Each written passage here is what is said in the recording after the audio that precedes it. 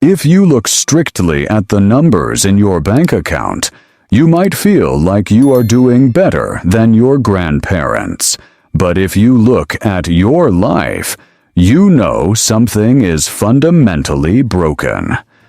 We are living through a statistical anomaly where earning six figures places you near the poverty line in major cities, a phenomenon that defies every traditional economic model we have been taught.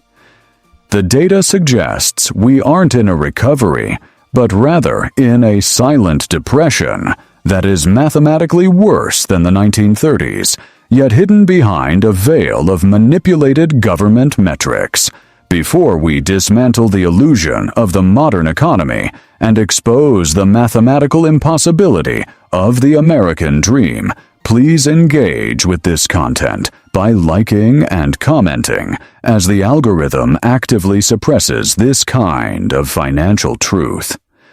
The cognitive dissonance you feel every time you go to the grocery store is not a product of your imagination, nor is it a failure of your personal budgeting skills, but rather a deliberate feature of a monetary system designed to obscure reality.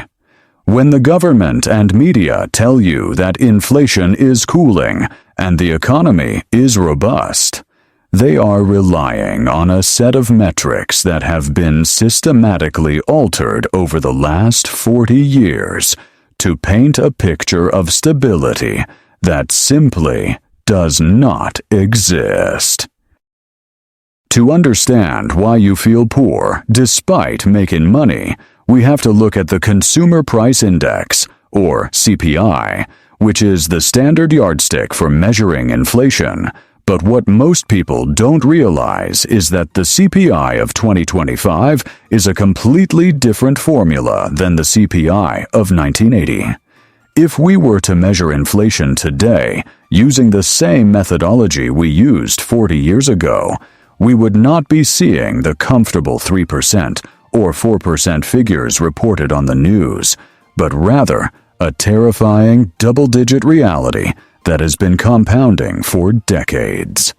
In the 1990s, the Boskin Commission introduced significant changes to how inflation is calculated, introducing concepts like substitution bias, which essentially allows the government to claim that the cost of living hasn't risen because you can simply switch to cheaper, lower-quality alternatives.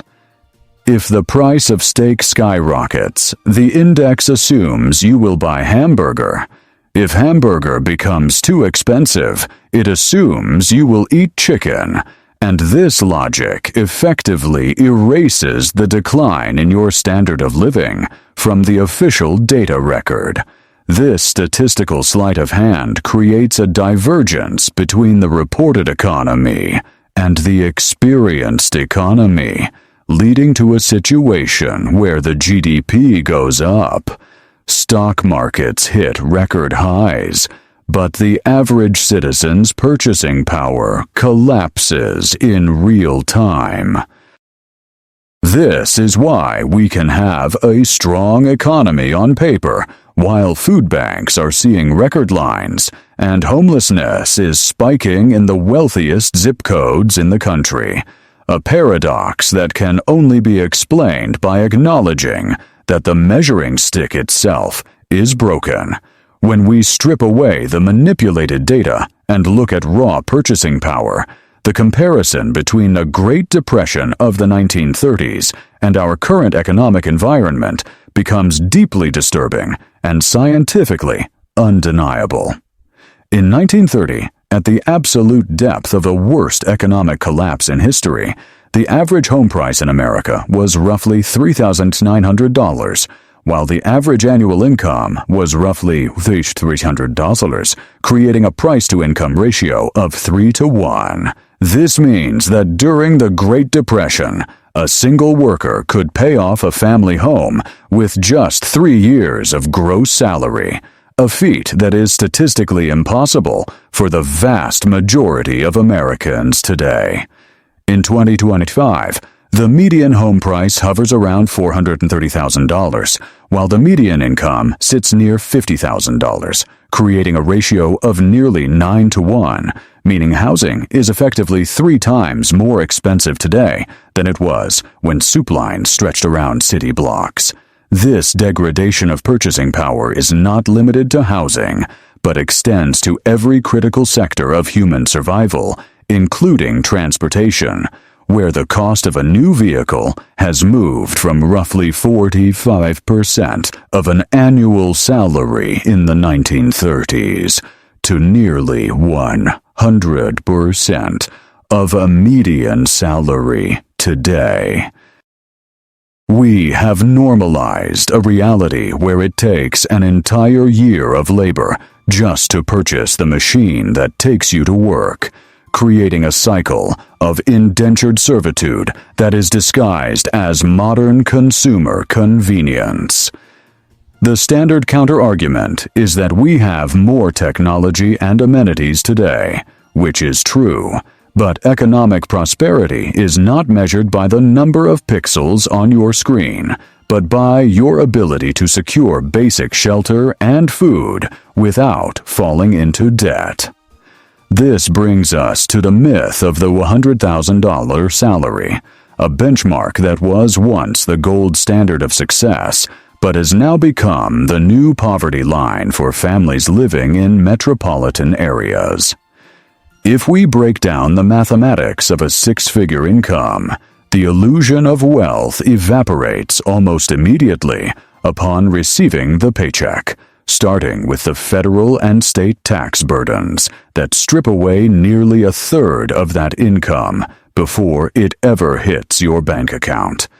After taxes, a resident in a city like New York or Los Angeles is left with roughly $70,000, and from there, the cost of housing extracts another massive chunk, with average rents for decent apartments easily exceeding $3,000 a month or $36,000 a year. We are now down to $34,000 of disposable income, but we haven't yet accounted for the mandatory costs of participation in modern society, such as exorbitant health insurance premiums, vehicle payments, and student loan debt, which burdens millions of professionals. When you factor in the rising cost of groceries, which have seen cumulative inflation of over 20% in just a few years, that remaining disposable income vanishes completely, leaving high earners living paycheck to paycheck. This is not a result of poor lifestyle choices or excessive spending on luxury goods, but rather a structural failure of the currency itself to hold the value of your labor over time. The fundamental problem is that your labor is denominated in a currency that can be printed infinitely by central banks, while the assets you need to survive, like land and food, are scarce and cannot be digitally replicated. This dynamic creates what economists call the Cantillon effect, where those closest to the money printer, government, banks, and large corporations, benefit from the new money before prices rise, while the working class receives that money last, only after inflation has already eroded its purchasing power. This is the mechanism that drives the wealth gap, as asset prices inflate to absorb the excess liquidity in the system, pushing homeownership out of reach for anyone relying solely on a wage.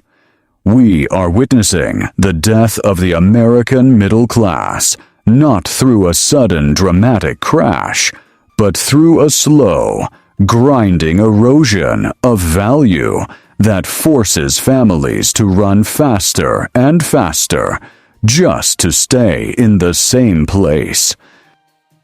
This economic pressure cooker has profound sociological and psychological effects, leading to what is now being termed a vibesession, where the public sentiment is overwhelmingly negative despite positive headline numbers. Human beings are intuitive creatures, and we can sense when the social contract has been broken, specifically the unspoken agreement that hard work will lead to a stable and improving quality of life. When that link is severed, when a 40-hour work week no longer guarantees shelter and food security, the rational psychological response is to withdraw effort, leading to phenomena like quiet quitting and the collapse of birth rates across the developed world. The collapse in birth rates is perhaps the most damning economic indicator of all, as it signals that the younger generation lacks the surplus resources and financial confidence necessary to replicate themselves. A species that cannot afford to reproduce is a species in an existential economic crisis, and no amount of GDP growth or stock market rallies can paper over the fact that the fundamental biological unit of society, the family, is becoming financially unviable. This brings us to the role of debt in our modern economy, which has shifted from being a tool for investment and growth to becoming a necessary lifeline for basic survival. We are seeing credit card debt smash through all-time records, crossing the $1 trillion mark, not because people are buying flat-screen TVs, but because they are using credit to bridge the gap between their stagnant wages and their soaring living costs. With interest rates on credit cards now hovering near 25%, this debt becomes a mathematical trap that is nearly impossible to escape, effectively turning millions of citizens into indentured servants to the financial institutions. The rise of buy now, pay later services for basic necessities like groceries and pizza is the ultimate signal of a distressed consumer, normalizing the financing of daily caloric intake because the cash flow simply isn't there. We must also address the housing market's structural shift, where we are seeing the systematic transfer of residential property from individual families to massive institutional investors and private equity firms. These entities have access to capital at costs far lower than the average citizen and are purchasing single-family homes by the thousands, not to resell them, but to turn them into permanent rental units. This aligns with the chilling economic projection that you will own nothing and be happy, creating a neo-feudalistic society where a permanent renter class pays a perpetual subscription fee for shelter to a landed corporate gentry. This is not a conspiracy theory, but a clearly observable trend in real estate transaction data, where cash buyers and corporations are crowding out first-time homebuyers, effectively pulling up the ladder of wealth creation that built the middle class in the 20th century. The root cause of this entire cascade of failure can be traced back to the monetary policy decisions that severed the currency from any physical constraint, specifically the decoupling of the dollar from gold in 1971. Since that moment, the relationship between productivity and wages has shattered, with productivity continuing to skyrocket due to technology, while real wages have stagnated or fallen when adjusted for true inflation. This decoupling allowed the financialization of the economy, where making money from money became more profitable than making things or providing services, incentivizing speculation over production. The result is an economy that is addicted to cheap debt and liquidity injections, unable to function without constant intervention from the Federal Reserve, which only serves to debase the currency further. This creates a vicious cycle where the solution to a debt crisis is always more debt, and the solution to inflation caused by printing money is often to print more money to subsidize the costs. We are effectively trapped in a monetary doom loop, and the silent depression is the manifestation of the entropy building up within this closed system. The psychological toll of living in this environment cannot be overstated, as the constant financial anxiety triggers a survival mode response that erodes community trust, mental health, and social cohesion. We see this in the polarization of politics, the rise in crime, and the general sense of hopelessness that pervades online discourse, all of which are downstream effects of a broken economic foundation. However, recognizing the severity of the situation is not an invitation to despair, but rather a necessary step toward formulating a rational survival strategy in an irrational market. The traditional advice of "save your money in the bank" is objectively poor counsel when the bank's currency is losing value at a rate higher than the interest it pays, guaranteeing a loss of purchasing power over time.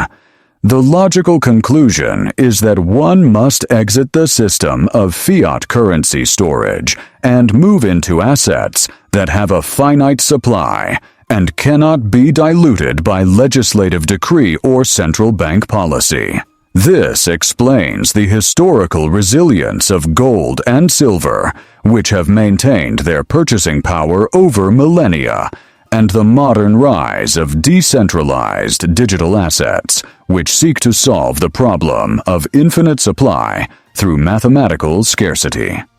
It also highlights the importance of acquiring practical skills and building local community networks, which are forms of capital that cannot be inflated away or confiscated by banking failures. We are moving into an era where financial literacy is not just a hobby, but a survival skill, requiring a deep understanding of how macroeconomics impacts your personal microeconomy. The illusion of the strong economy is maintained only as long as the majority of the population continues to accept the manipulated data without question. Once you see the silent depression through the lens of history and mathematics, you realize that the game is rigged, but knowing the rules of the rigged game is the only way to give yourself a fighting chance at winning it. We must reject the gaslighting that tells us our struggles are unique or imaginary, and understand that we are navigating a systemic collapse of the currency's ability to store time and value. By shifting our mindset from that of a consumer to that of an owner, and by prioritizing the accumulation of hard assets over paper promises, we can build a fortress of solitude against the encroaching tide of economic instability. The path forward requires discipline, education, and a refusal to be lulled into complacency by headline numbers that bear no resemblance to the reality of the checkout line. It is a difficult road, but it is the only road that leads out of the trap of the silent depression and toward genuine financial independence. If you found value in this deep dive into the true state of our economy, please subscribe to the channel and share this content to help wake others up to the reality of what is happening.